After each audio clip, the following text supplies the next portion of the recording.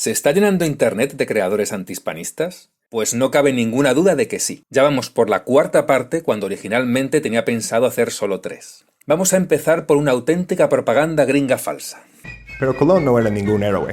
Cuando llegó a Hispaniola, cometió un genocidio contra los nativos. Los obligó a traerle oro bajo pena de muerte. Esclavizó a miles de personas. Le gustaban los castigos crueles y inusuales, como cortar narices y orejas, o mostrar cuerpos desmembrados en la calle. Él y su tripulación eran depredadores, y Colón vendía niñas de tan solo 9 años como esclavos sexuales. Sí, se te olvida decir también que Colón comía niños 3 veces al día. La dieta del niño la llamaba. Una cosa es que Colón no fuera ningún santo y otra que fuera un monstruo genocida cuando ni siquiera tenía medio alguno para cometer un genocidio. Pero aparte de sus muchos crímenes, Colón no descubrió nada. Había gente en América durante docenas de miles de años.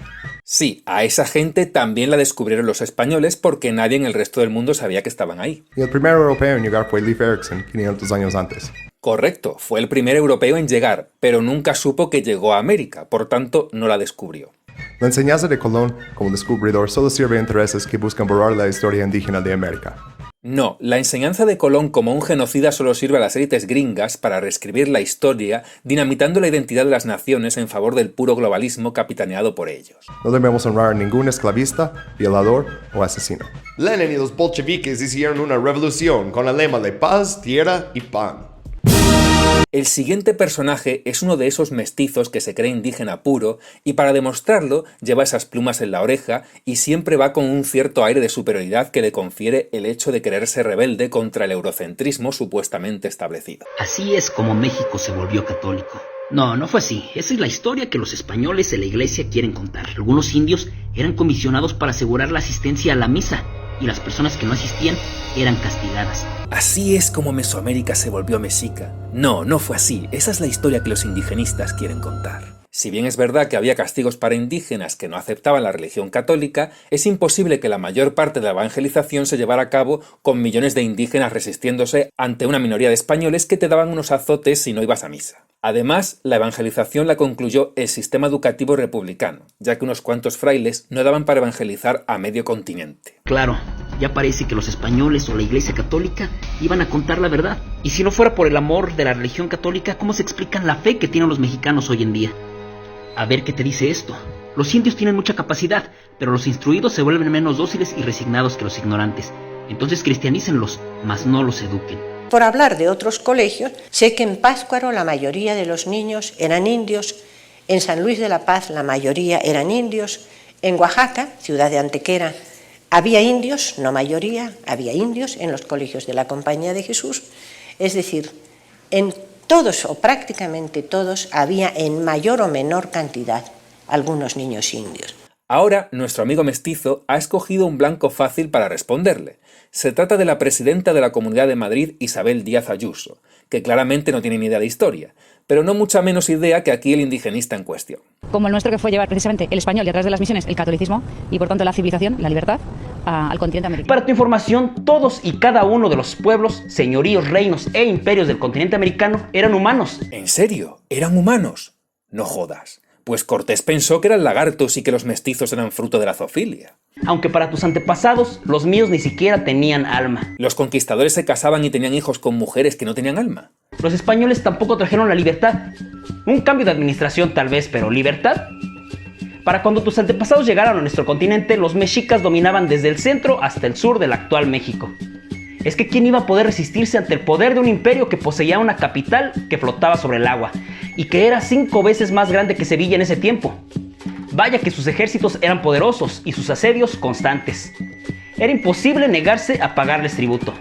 Aún con todo ello, los mexicas no se interesaron por obligar a nadie a creer en otro dios, a dejar de hablar su idioma o abandonar sus ciudades. Que no se interesaron en obligar a nadie a abandonar sus ciudades. Díselo a todos los altocamecas, otomíes y chalcas que acabaron exiliados en Tlaxcala después de ser perseguidos por los mexicas tras rebelarse por su libertad. Sí, impusieron tanto la lengua que Felipe II ordenó que el aprendizaje del español tenía que ser voluntario y los frailes hicieron las primeras gramáticas en varias lenguas indígenas. Me hace mucha gracia cómo minimiza las acciones represivas mexicas alegando que por lo menos no obligaban a nadie a cambiar de dios. Bueno, pues por lo menos los españoles no obligaban a nadie a cometer sacrificios por su dios. No, Isabel, la ignorancia no se presume con orgullo.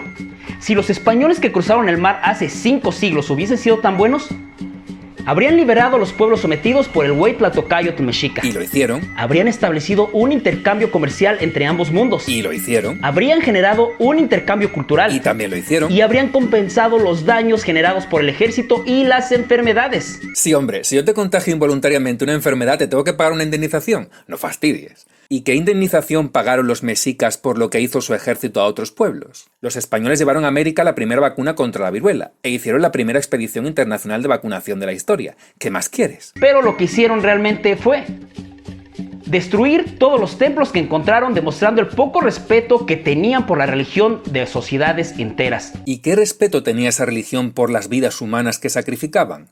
¿Les preguntaban a los niños si querían morir por sus dioses? Quemar miles de códices y bibliotecas para sepultar el conocimiento que durante milenios habían adquirido. Sabemos que Ixcoatl, el cuarto emperador azteca, mandó quemar códices para evitar que las versiones de la historia que no eran tan favorables a lo que quería imponer el grupo reinante azteca sobre los otros grupos quedaran borradas de la memoria colectiva, y entonces se hizo una gran destrucción de códices y a partir de esa fecha se empezaron a escribir la versión oficial dirigida por el grupo dominante.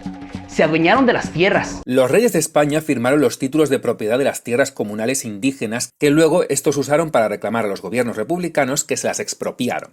Además, ¿sabéis quién era la mayor encomendera de todo el Valle de México? Isabel Moctezuma, la hija del Tlatoani. Obligaron a todos a adoptar la fe cristiana con lujo de violencia. No, a todos no, porque una minoría de españoles no podía hacer eso. Pero es verdad que obligaron a algunos a creer dándoles unos azotes, pero por lo menos conservaron el corazón en su sitio. Y cambiaron el nombre de todo poblado para eliminar el vínculo que los nativos tenían con sus raíces. No cambiaron el nombre a todo poblado. Cada territorio conservó su cacique, que muchas veces pertenecía a la misma familia que en la época prehispánica. ¿Que los españoles crearon instituciones para proteger a los nativos? ¿Ah, sí? ¿De quién? Pues de los mismos españoles. Sí, cosa que los mexicas no hacían. ¿Qué instituciones protegían a otros indígenas de los abusos mexicas? No existían. Pues porque se encargaron de explotar, golpear y asesinar a aquellos que se negaban a obedecerles. Pues una de dos, o la inmensa mayoría de indígenas obedecían, o los españoles eran semidioses capaces de reprender a millones de indígenas, siendo una de las minorías más minoritarias de toda América. ¿Leyenda negra? No soy yo quien lo dice. Como cuando relatan sus diversiones y apuestas. Entraban en los pueblos, ni dejaban niños y viejos, ni mujeres preñadas ni paridas que no desbarrigaban, y hacían pedazos, como si dieran en unos corderos metidos en sus apriscos. Hacían apuestas sobre quién de una cuchillada habría un hombre de por medio, o le cortaba la cabeza de un piquete o le descubría las entrañas.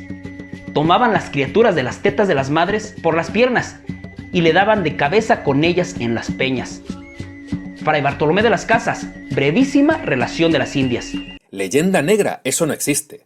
Procede a citar la Biblia de la leyenda negra llena de mentiras ya desmentidas por miles de historiadores. Bueno, si quieres entrar en una guerra de citas absurdas, pues vale, acepto el reto. Antes de la llegada de los españoles, los recaudadores aztecas habían sido bastante opresivos, pero estos nuevos gobernadores aztecas y sus hombres estaban saqueando los poblados, robando todas las posesiones de la gente. En su arrogancia, los aztecas violaban a las mujeres cholultecas, esposas, hermanas, hijas, y obligaban a los hombres a mirar. Esclavizaban a las mujeres jóvenes y a los niños. Los cholultecas preferían la ordenada administración de los españoles a esa, así que unían sus fuerzas a los forasteros.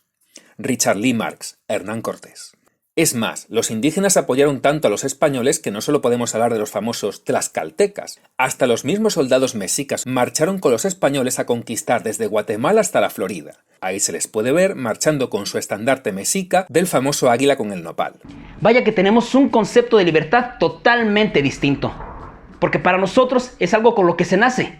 Para ustedes, algo que se arrebata. Sí, claro, el pobrecito de la izquierda está naciendo con su libertad, y el pobrecito de la derecha, a ese sí se la están arrebatando. Este chico es bastante tendente a usar este códice del español tirando del pelo al indígena, ocultando que hay muchos más dibujos de indígenas tirándoles del pelo a otros indígenas. Pero a esa represión él la llama nacer con libertad. La diferencia entre tú y yo es que para mí la historia es algo que se cuenta y para ti la historia es algo que se manipula. ¿Esa es la grandiosa civilización que trajeron, Isabel? ¿Ese es tu orgullo? Yo soy Shu, y recuerda, nunca olvides tus raíces. Eso, nunca olvides tus raíces. Así que no te pongas un apodo indígena para ocultar que te apellidas Hernández o López y ocultar así tus raíces hispanas. Y sería aún más gracioso que encima fueras descendiente de algún indígena que luchó del lado de los españoles. Me hace mucha gracia que este tipo siempre insiste en decir que ama sus raíces, pero se empeña en escupir sobre ellas todo el tiempo. Como dijo uno de sus autores favoritos, Miguel León Portilla, si un mexicano odia lo español, se odia a sí mismo. Ahora vamos con otro youtuber que no solo es historiador, sino que además es profesor de historia. No sabéis cuánto lo lamento por sus alumnos, y ahora vais a ver por qué. El tema es que Marcelo Gullo toma una serie de citas para establecer números, por lo menos generosos, de sacrificios humanos. Estos números no tienen ningún sentido. Era como si se propusieran asesinar al 2% de la población por semana por mes porque pintó. Primero, no existían las estructuras burocráticas administrativas para llevar adelante una masacre de estas características en una sociedad preindustrial con las vías de comunicación. Pero tampoco la densidad poblacional daba para una masacre de este número. Los caribes, los taínos, muchos de los pueblos de las Antillas fueron plenamente exterminados en un proceso hasta consciente de exterminio.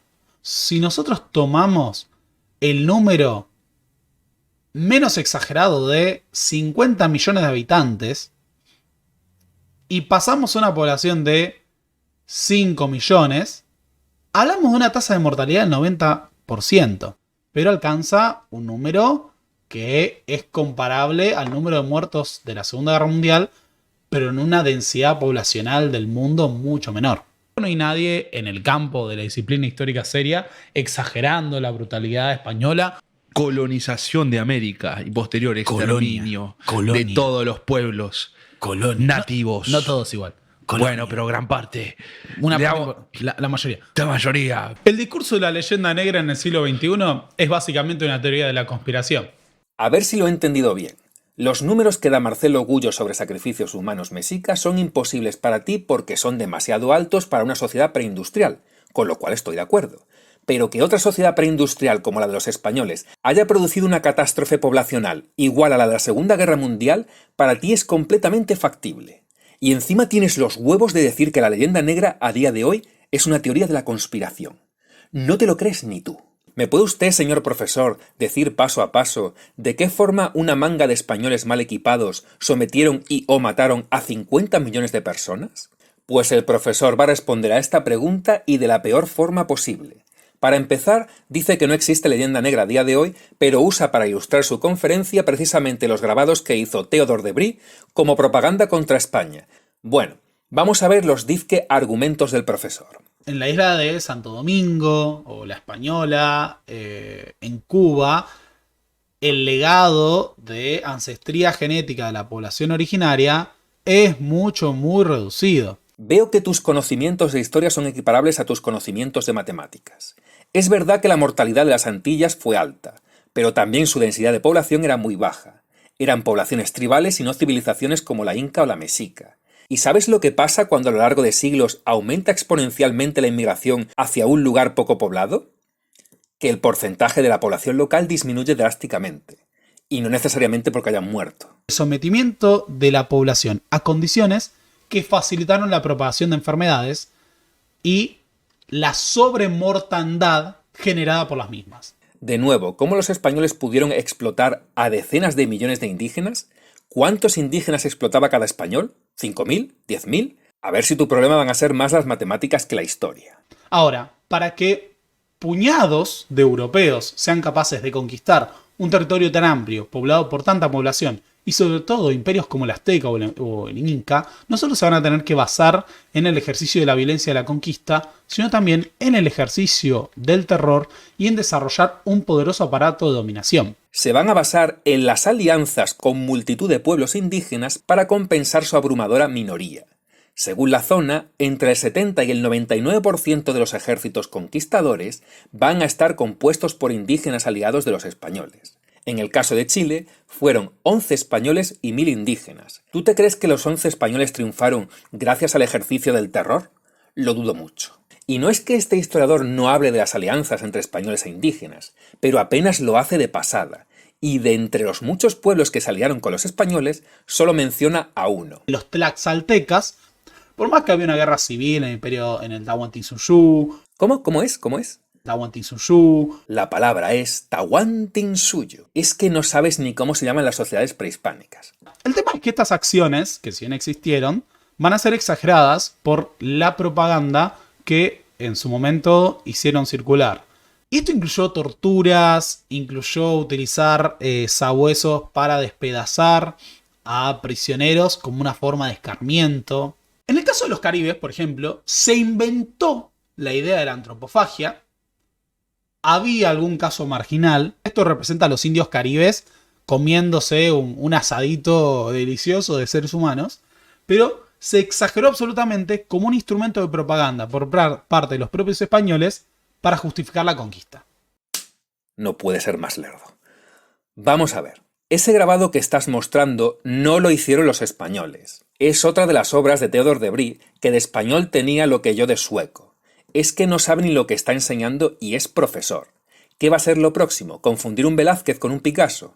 Los españoles no se inventaron el canibalismo antillano. Este existía y ya se están encontrando pruebas. Pero más allá de eso, tenemos que señalar que la brutalidad hacia los americanos era mayor que la que se veía en los campos de batalla europeos. ¿Me estás diciendo que los tercios de Flandes, las tropas mejor preparadas del mundo, ejercían menos brutalidad que un puñado de españoles muchas veces no profesionales y mal equipados? Lo cierto es que el trato hacia los originarios va a ser jerarquizado, va a ser de opresión, va a ser de brutalidad, de cobro de tributos, y muchas de las legislaciones se convertían en letra muerta en América. Aquí la única letra muerta que veo es la que quiera que te hayas leído para documentar esta exposición que estás haciendo.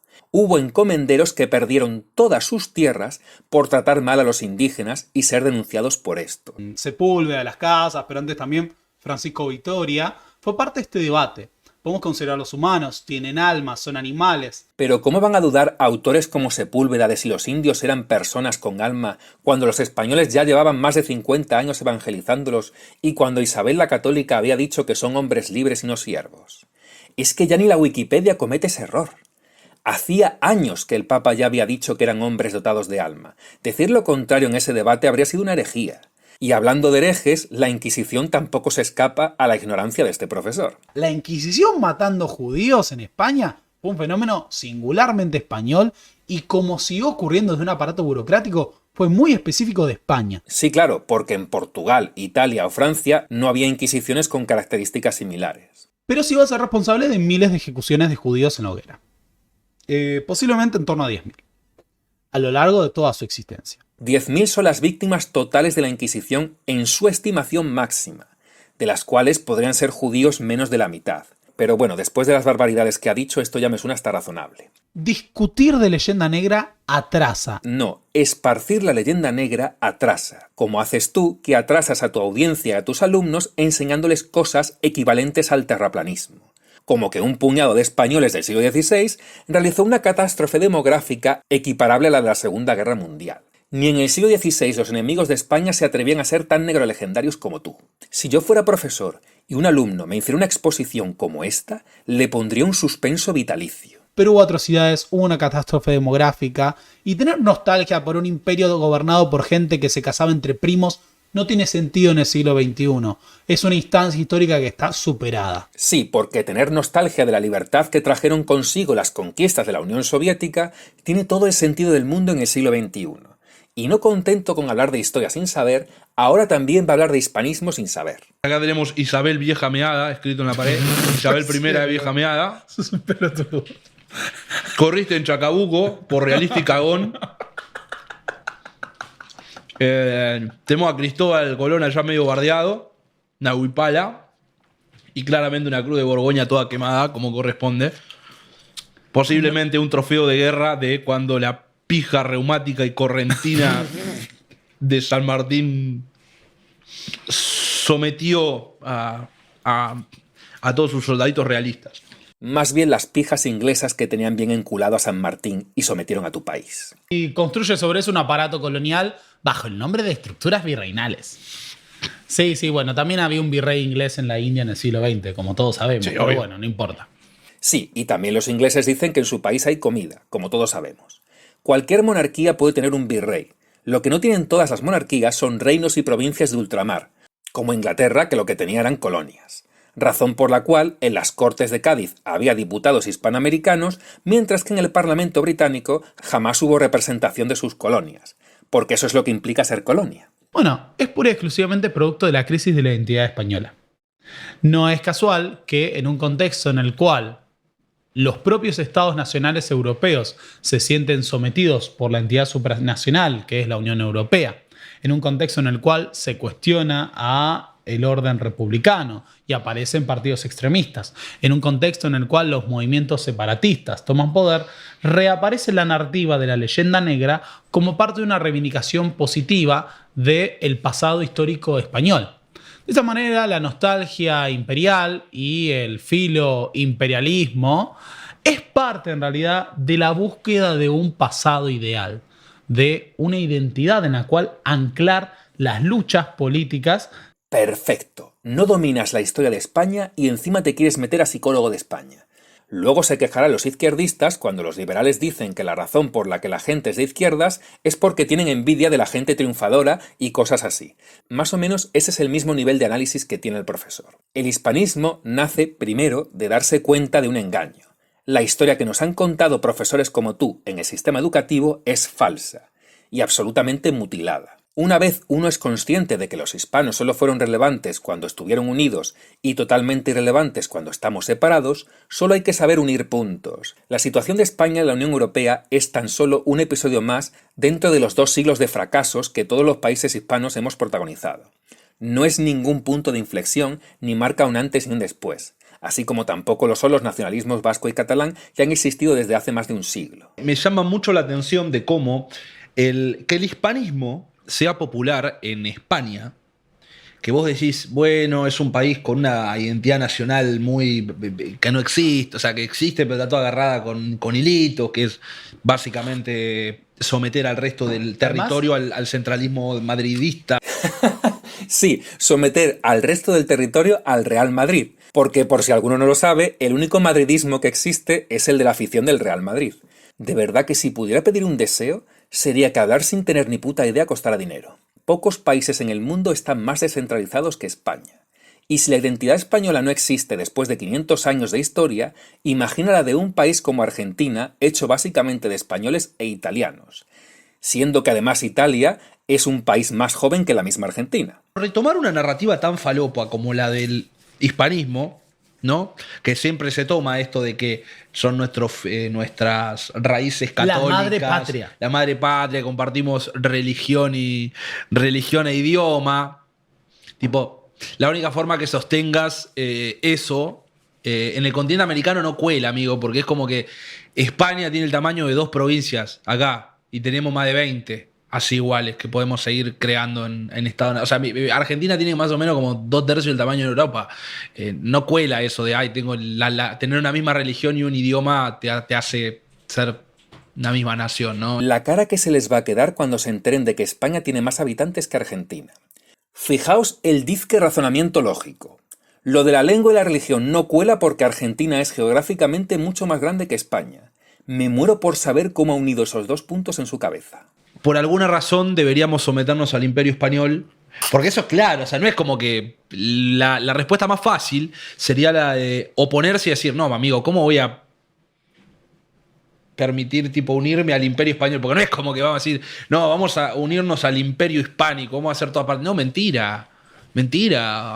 Es básicamente traer de nuevo al Imperio Español. Sí, Felipe II va a salir de su tumba para recuperar el Imperio Español, sometiendo a todas las repúblicas hispanas al mandato de Madrid. En pie de igualdad bajo la Iberósfera. Bajo la Iberósfera. No, Iberia. ¿Dónde es Iberia? No sé, decime. Como que ya de por sí le estás dando un lugar especial a la procedencia. Sí, ¿no? Teniendo en cuenta que vosotros sois hijos de ibéricos y habláis una lengua ibérica, ya me dirás tú.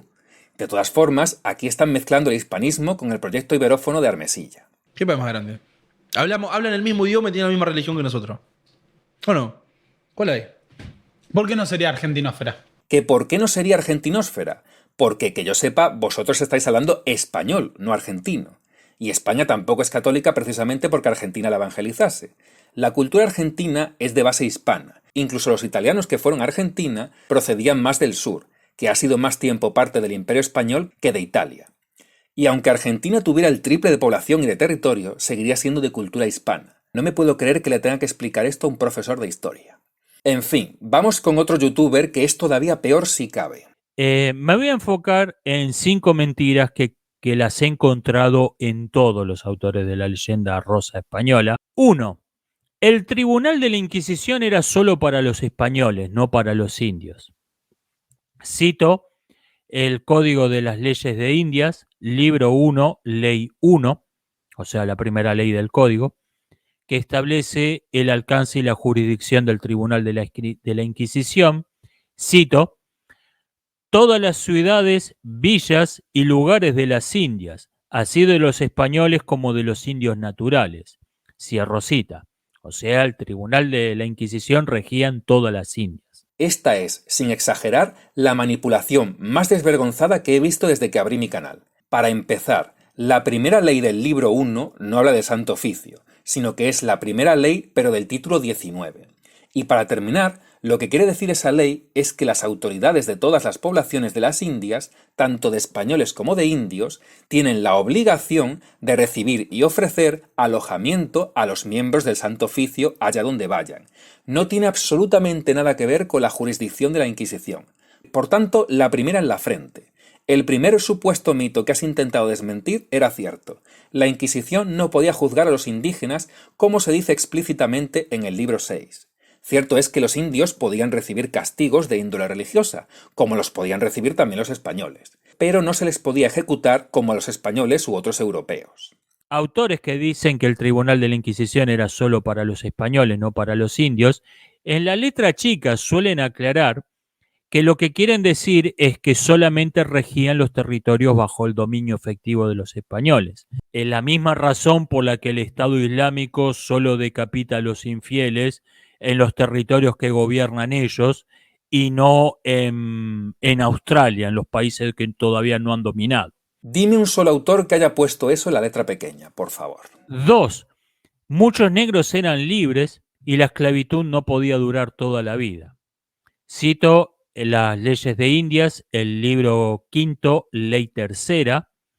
Hay dificultad en cobrar los tributos de negros y mulatos libres por ser gente que no tiene asiento ni lugar cierto, y por ello conviene obligarlos a que vivan con amos conocidos y que sus amos tengan obligación de pagar el tributo. Que están hablando de un hombre libre, de un negro libre, que tiene un amo y que no tiene libertad para abandonar el territorio donde vive.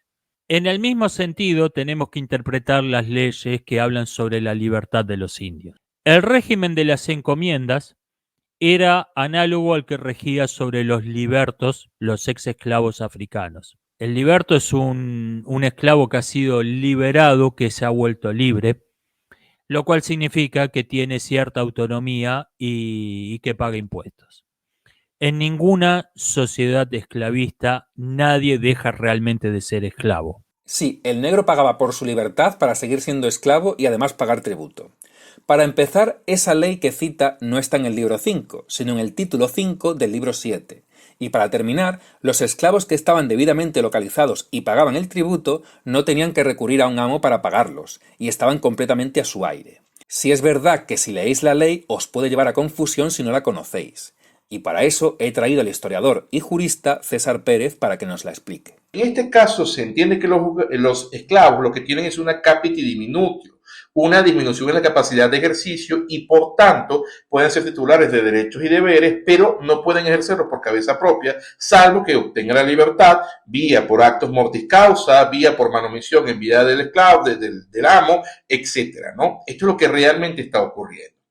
Entonces, nos conseguimos con un momento en el cual España está creciendo muchísimo, hay una cantidad importante de conflictividad social y lo que se hace es a fin de mantener una suerte de escrúpulos en torno a lo que viene a ser el aspecto tributario, siendo que obviamente por su propio origen los negros y mulatos en particular tienen muy pero muy poco ascendente en los territorios en los cuales se están colocando, sobre todo cuando son libres. Entonces lo que hace en este caso las leyes de Indias es señalar que pues sencillamente usted obviamente tendrá que buscar un oficio y por lo tanto el que de alguna manera regente este oficio, al cual llaman amo, pues entonces él es el que va a poder tributar, si usted no lo quiere hacer, por cabeza, en este caso por cabeza suya, ¿no? El análisis, de nuevo les digo, no puede ser solamente sobre una parte en particular o sobre un párrafo, descontextualizándolo y sacándolo totalmente de contexto. Si uno lee el título completo, se da cuenta que precisamente lo que está señalando la ley es esta situación que está ocurriendo. También la ley en particular está hablando del trato que se les debe dar a aquellos que se encuentren en libertad. Entonces, hablar de que siempre hubo esclavitud en el Imperio Español, que la gente no salía con libertad, es no solamente tener un muy errado concepto de lo que era la libertad o lo que se consideraba libertad en la época, sino también tener un conocimiento bastante nocivo y errado de la propia época, es no comprender el contexto. A un pueblo que se había resistido a la expansión del imperio, lo obligaban a que un tercio o la mitad de los hombres adultos tuvieran que trabajar las minas para el emperador. O sea, no existía tal cosa como un indio realmente libre. Y los indios que poseían minas tampoco eran libres. Primero, las minas eran privadas. Y segundo, la mayoría de los indígenas no hacía el trabajo temporal forzado en las minas porque no estaban sujetos a esas prácticas. Salvo muy raras excepciones, no tenían ninguna participación en los asuntos públicos. Exceptando la República de Tlaxcala con su cabildo indio y algunas más, pero... ¿Pero qué dices? Literalmente los virreinatos levantabas una piedra y te aparecían 24 cabildos indígenas como mínimo.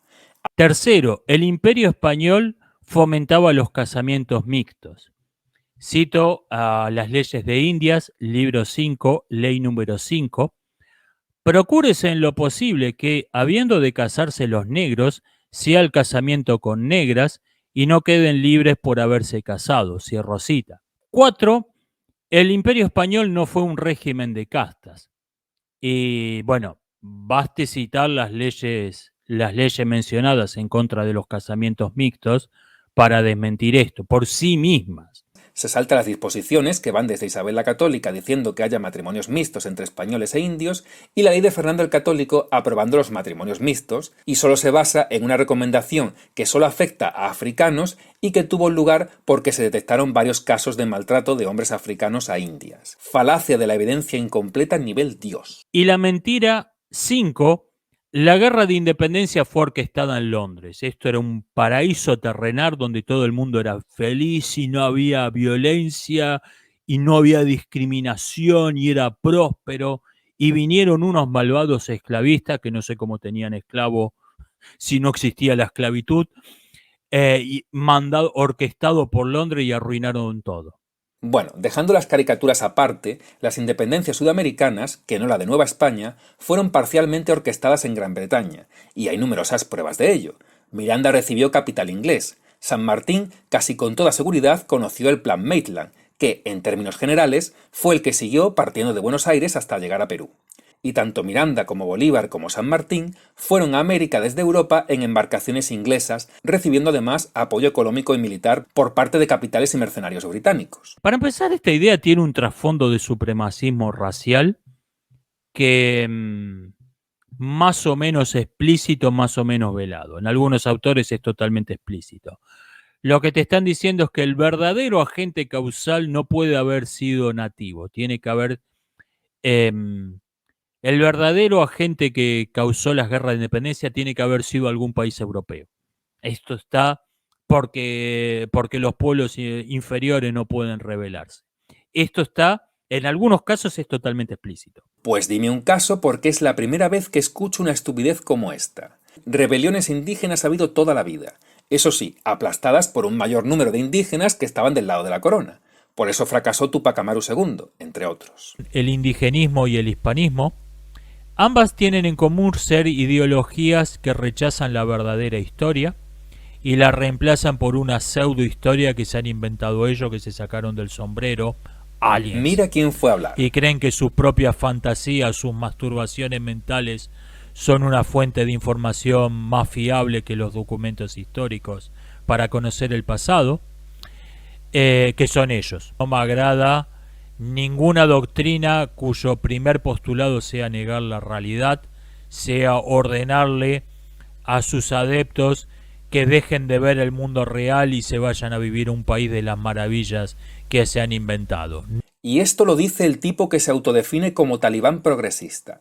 El chiste se cuenta solo. Lo peor de todo es que discursos mucho peores que este llegan a las universidades, como es el caso de la Universidad de Loyola, que por alguna extraña razón llevan a un actor, Tenoch Huerta, a hacer una conferencia sobre historia y racismo que se inventa todo desde el más puro resentimiento, en lugar de llevar a historiadores especializados en el tema. El racismo nace cuando una región del mundo muy atrasada, muy salvaje, muy violenta y muy brutal llamada Europa, por cuestiones de que se le cierra la ruta de la seda y el transporte y la compra de especias, se lanza al océano y se encuentra con un continente. Pero resulta que el cristianismo prohíbe la esclavitud porque todos somos hijos de Dios. Todos venimos del mismo creador.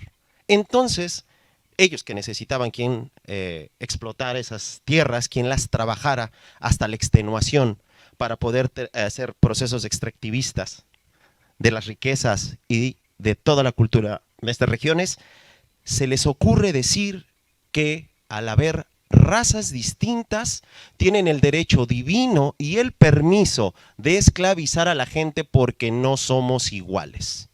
¿En qué se basaron? En las diferencias evidentes: el color de la piel, el fenotipo, la lengua, la religión, prácticas culturales y diferencias fenotípicas. Posteriormente, cuando la biología demostró que no había diferencias radicales entre nosotros, entonces dijeron, es que son salvajes, nosotros somos culturalmente superiores. Y basándose en esta supuesta superioridad de Europa y de todas sus prácticas y sus usos y costumbres, dijeron que todo aquel que no tenía sus prácticas era inferior, era un salvaje. Estos prejuicios raciales que nacieron desde hace 500 años. La raza es un concepto decimonónico. La raza no cuenta, lo que cuenta es el estamento, la condición, la calidad. Sí. Son nociones que ya no tenemos. Noble plebeyo, ese es el fundamental. Noble plebeyo, no tiene nada que ver con raza. Exactamente. Y usos y costumbres que heredamos desde hace 500 años de la colonia, del saqueo, de la destrucción y la barbarie que de Europa llegó a las tierras americanas, secuestrando a millones de seres humanos de África, destruyendo sus vidas y sus relaciones personales y trayéndolos a este continente para trabajar la tierra hasta que se morían. En el colegio de Veracruz, en una mesa estaban los esclavos y en otra mesa estaban los españoles propietarios. Es decir, era frecuente que los esclavos supieran leer y escribir. En México el esclavo es alguien que te acompaña, muy cercano a ti, es tu cochero, tu hombre de confianza, la nana de tus hijos. Esclavos sean manumitidos, tengan derechos políticos, se conviertan en vecinos y se conviertan en personajes mercaderes ricos. Para trabajar la tierra hasta que se morían. Porque, por ejemplo, en Puebla no podían entrar los indígenas, los negros o los mestizos cuando se crea la ciudad. Por eso es de Los Ángeles, porque solamente iba a haber blancos. Los Ángeles son blancos. Exactamente. Y encima, este discurso se ve apoyado por académicos como Federico Navarrete, que representa de lo peor de la academia actual, promoviendo relatos totalmente ideologizados sin ninguna evidencia que los respalde. Yo diría que a mí me parece muy encomiable que todos reconozcamos la educación racista que hemos recibido, como también por otro lado hemos recibido una educación machista, una educación sexista. El racismo es antes que nada un sistema histórico, es decir, es una forma de dominación, es una forma de poder que se estableció en México fundamentalmente a partir de la conquista. Salgamos de esta idea que se ha puesto de moda, sobre todo otra vez, esta sí es una moda importada de Estados Unidos, de que la opinión hecha desde la ignorancia y desde el prejuicio tiene el mismo valor que la opinión que es resultado del estudio, de la información y del conocimiento. Pues no cualquier opinión vale igual. Todo el mundo tiene derecho a opinar, pero en general todos nos beneficiamos si los que opinan piensan un poco antes de opinar y aprenden un poco antes de opinar, si estudian. Aplícate el cuento.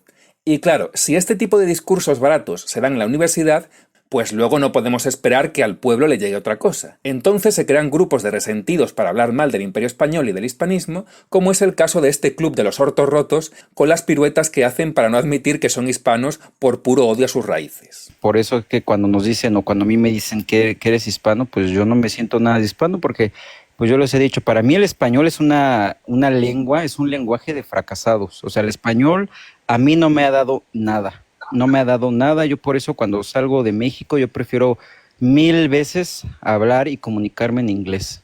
El español es un idioma muerto. Es un idioma que no es generador, no genera cultura, no genera no genera ciencia, no genera tecnología. No es un idioma productor el español. Al contrario, yo tengo mi herencia indígena porque mi aspecto físico pues es más indígena, mi color de piel es moreno, la manera en la que me comunico, las cosas que hago no tienen nada que ver con lo que ellos llaman hispano. La gente que se identifica como hispano o que sigue el hispanismo es gente fracasada. La mayoría son desempleados, la mayoría tiene trabajos mediocres. Pero lo que llegó a América fue el castellano antiguo. Sí, todavía podemos encontrar algunos documentos con esa lengua. Entonces lo que hablamos nosotros, y voy a hablar específicamente de México, pues es un dialecto que se derivó de ese castellano antiguo, eso es. Porque no hablamos como hablan los españoles, ellos sí hablan español. Y hablo mexicano, un dialecto derivado del castellano antiguo que trajeron esos invasores. O sea, güey, a mí me daría vergüenza subir a un live y decir puras tonterías y que yo no pueda debatir un tema porque ignoro la historia. Yo digo, yo prefiero que mi hija obviamente habla inglés y está aprendiendo también mi lengua materna. O sea, la estamos aprendiendo juntas. Yo no quiero que hable español. Ilústrate, lee un poquito el porqué de los apellidos en América. Es que hablas castellano. Mamón, igual, hijo de tu pefe Rafa. Investiga por qué en América se habla el castellano. Obviamente porque hubo una invasión de españoles a América. Fue un idioma impuesto porque el rey lo impuso. El rey lo impuso. Y voy a hacer un video al respecto donde el rey impuso el castellano porque decía que solamente así podían entender mejor el evangelio los nativos. O sea, también conmigo yo ya no le voy a enseñar a hablar español a mis hijos. Si algún día los tengo. Que odio al español ni nada de eso, pero pues es que es una lengua impuesta. No hay tan buenas novelas como las hay, por ejemplo, en ruso, ¿verdad? ¿Y por qué voy a dar preferencia a una cultura pues que fue impuesta a sangre y fuego? O sea, no, jamás voy a hacer eso, poner por encima a una cultura que solamente vino a violentar y a masacrar. No, señores. Llegó a América, pero supuestamente iba buscando las Indias occidentales y bla, bla, bla. Desde ahí, una vez que se dieron cuenta del error, le siguieron. ¿Por qué? Porque ellos eran los que conquistaban, los que invadían, y los otros eran los sometidos, los esclavos y todo. Conocidos por ser cobardes. Cobardes. Desde el día 1 que llegaron a América, eso han sido cobardes. Y hasta el día de hoy, estaban los españoles en un lugar y no podían estar ahí los nativos. También los mandaron a otros lugares, así como hicieron los ingleses acá en Norteamérica, lo que es ahora Estados Unidos.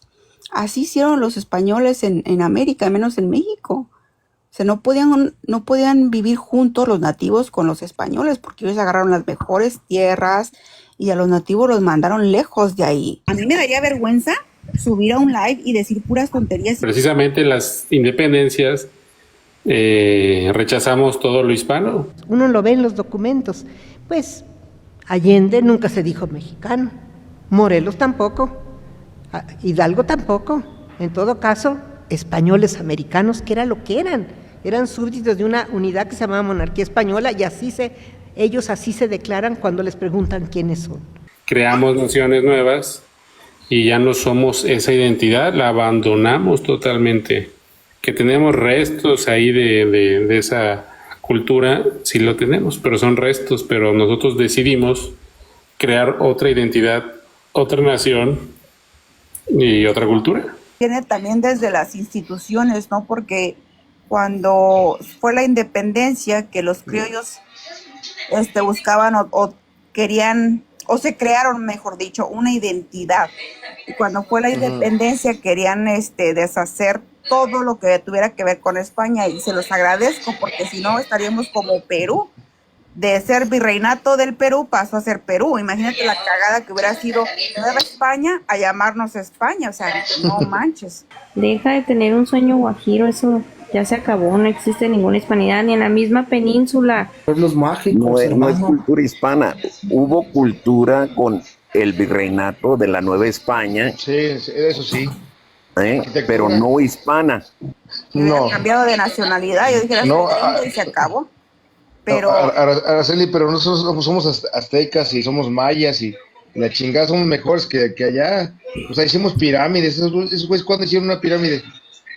Yo conozco muchos españoles que te escriben y dices, ¿cómo puede ser que ni siquiera a la primaria han ido?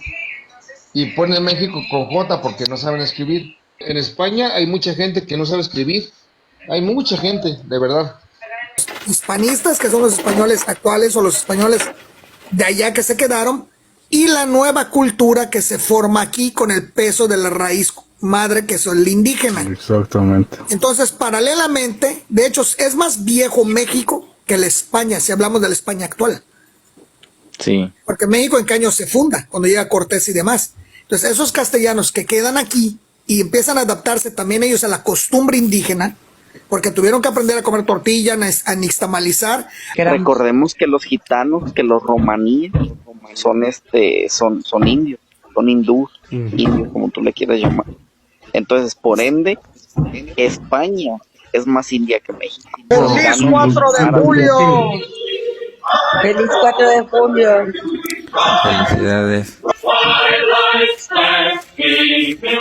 En España no trabajan, saben, ¿no? Que en las tardes se toman su siesta. Todo está cerrado como de 2 a 5, algo así.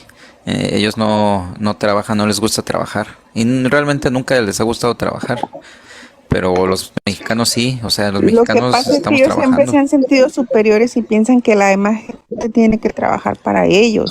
Por eso es que ahorita que no tienen dinero, porque no tienen dinero, o sea, por mucho que hablen, España está viniendo para abajo. Por eso es que ahorita quieren una unión, porque quieren seguir teniendo esclavos, quieren seguir teniendo gente que los mantenga. Eso es realmente lo que quieren. Que porque hablo mal de España y que porque el odio contra España, y le digo, muéstrame un video donde yo hable de España.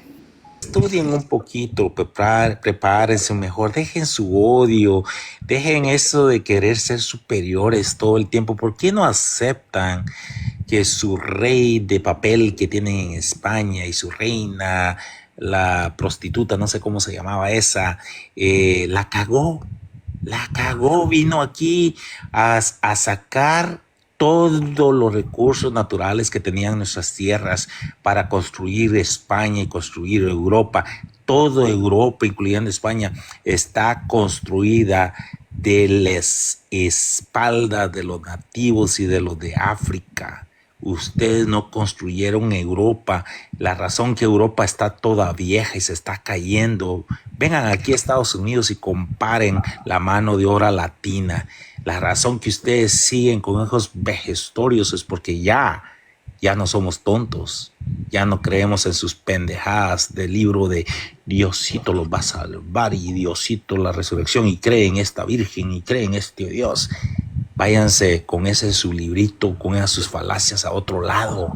Ya no nos engañan más. Después de la guerra de Ayacucho, por allá en 1824, que puso fin a los virreinatos hispánicos, la economía en la península quedó muy tocada en la batalla de Ayacucho, en la que Simón Bolívar sin duda dejó un arraigado sentimiento patriota y de libertad en la población. De mestizaje. ¿Cómo fue? ¿Con mucho amor y con matrimonios? No, en unos casos habría amor, en otros casos no, habría de todo.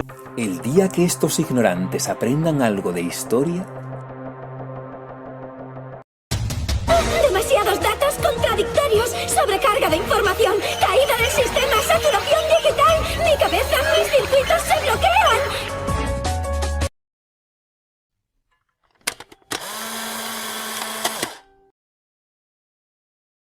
Y hasta aquí la serie completa de los creadores antihispanistas. No están todos, pero más o menos os hacéis una idea de la cantidad de falsedades que se dicen sobre el Imperio Español, que la leyenda negra está hoy tan viva o más que en el siglo XVI y que ninguno de los críticos del hispanismo tiene ni la más remota idea de lo que es el hispanismo. Por lo que, cuando critiquéis algo, al menos aseguraos de que sabéis lo que estáis criticando.